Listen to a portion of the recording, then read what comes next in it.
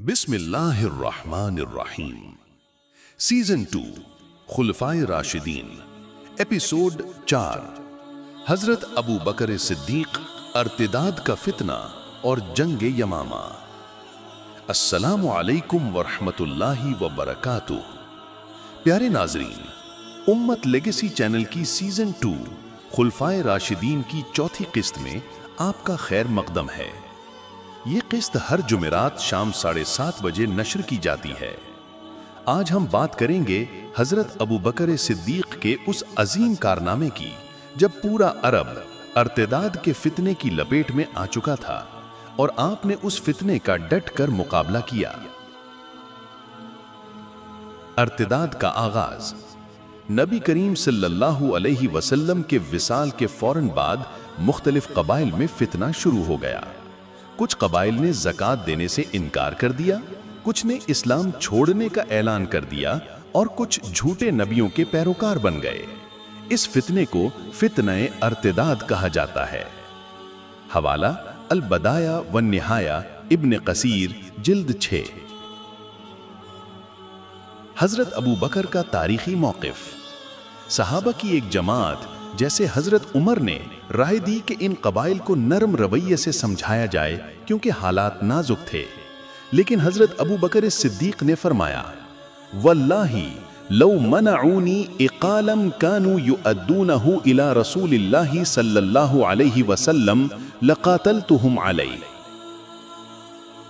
اللہ کی قسم، اگر یہ لوگ مجھے ایک اونٹ کی رسی بھی دینے سے انکار کریں گے جو وہ رسول اللہ صلی اللہ علیہ وسلم کو دیتے تھے تو میں ان سے قتال کروں گا۔ حوالہ صحیح بخاری کتاب الزکوٰۃ باب وجوب الزکوٰۃ۔ جھوٹے نبیوں کا ظہور۔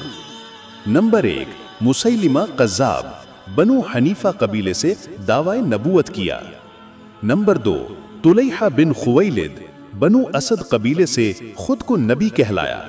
نمبر 3، سجاح، ایک عورت جس نے نبوت کا دعویٰ کیا اور بعد میں مسیلمہ سے شادی کر لی۔ جنگ یمامہ کا پس منظر۔ مسیلمہ قذاب کا فتنہ سب سے شدید تھا۔ اس کے ماننے والوں کی تعداد ہزاروں میں تھی اور وہ یمامہ کے علاقے میں ایک مضبوط قلعے میں بیٹھا ہوا تھا۔ حضرت ابو بکر نے اس کے خلاف لشکر روانہ کیا جس کی قیادت حضرت خالد بن ولید کو دی گئی۔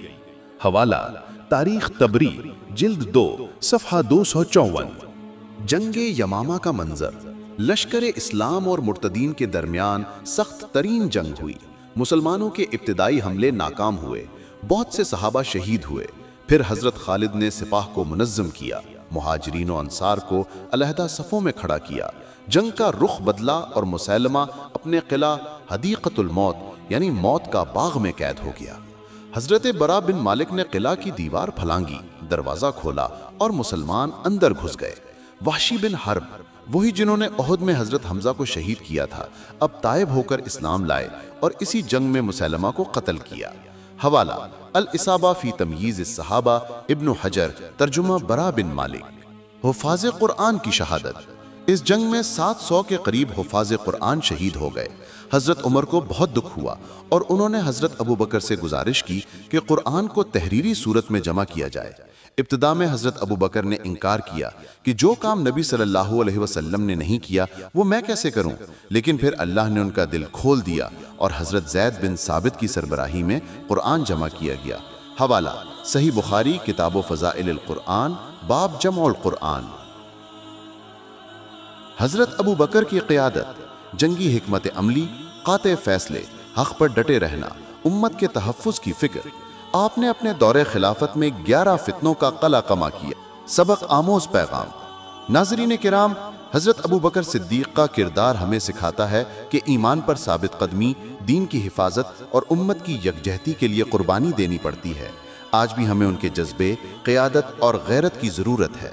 دعا: اللہم اجعلنا من المثبتین علی الدین وارزقنا قادة صالحین واحفظ امتنا من الفتن، آمین یا رب العالمین۔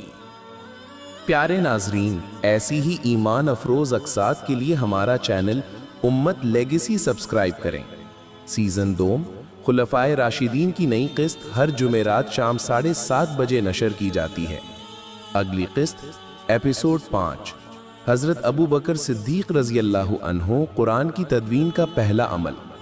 دیکھنا نہ بھولیے اگلی جمعرات انشاءاللہ۔